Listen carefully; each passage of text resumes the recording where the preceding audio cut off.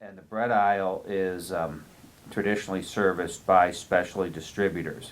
Most bread is sold fresh, and it has a high enough velocity where people buy a lot of bread that the shelves frequently need replenishment of the product.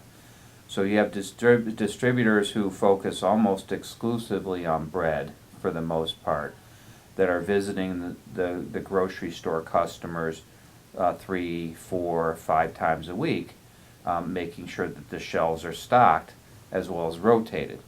Because in addition to the high volume you normally find in the bread aisle, which requires frequent replenishment, bread has a relatively short shelf life, 7 days, 10 days, 15 days, before it expires and either goes bad and starts to mold, or the quality of the product deteriorates to the point where the manufacturer doesn't want to continue to sell it to the retail consumers like you and me. Mm-hmm.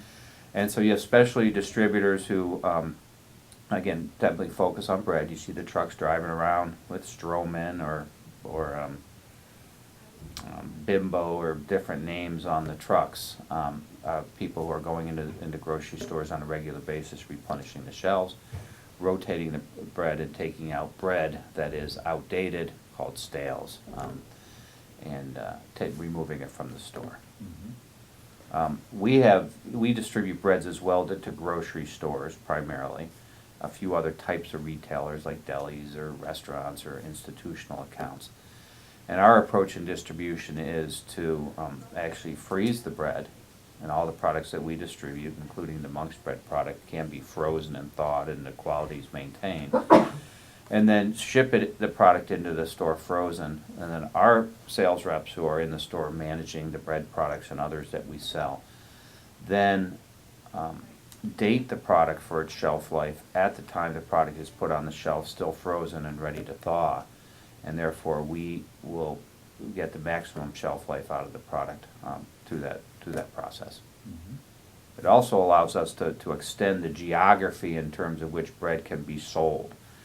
If you sell bread fresh and it's manufactured in Pifford, New York, like Monk's bread is, and you're trying to ship that bread to Maryland, if you sell the bread fresh, the shelf life the clock starts ticking the moment it's made. And by the time it gets to Maryland, it might be 4, 5, 6 days after it was actually manufactured, which means the shelf life on the shelf in the grocery store is much less. Mm-hmm. With our type of distribution, we ship it to Maryland, in this case frozen, and then we're able to get the maximum shelf life out of the product when it's put onto the shelf. Mm-hmm. Therefore maximizing sales, minimizing stales or outdated product, and everyone is much happier. Okay.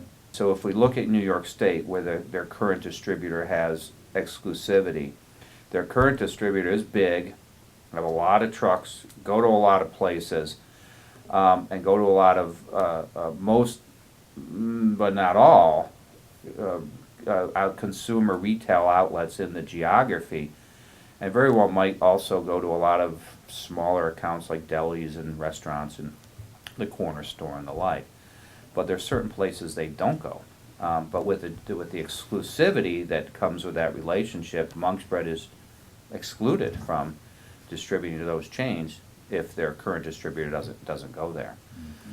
Especially a distributor like myself, who services the same region, won't go to as many chains, but might go to different consumers. Mm-hmm. And so Monk's bread has a choice of going with a big distributor, maybe less attention, but broader potential distribution, versus the effort of setting up many smaller distributors that might specialize in one or a few different accounts or types of accounts, and get it's just more work, a lot more work.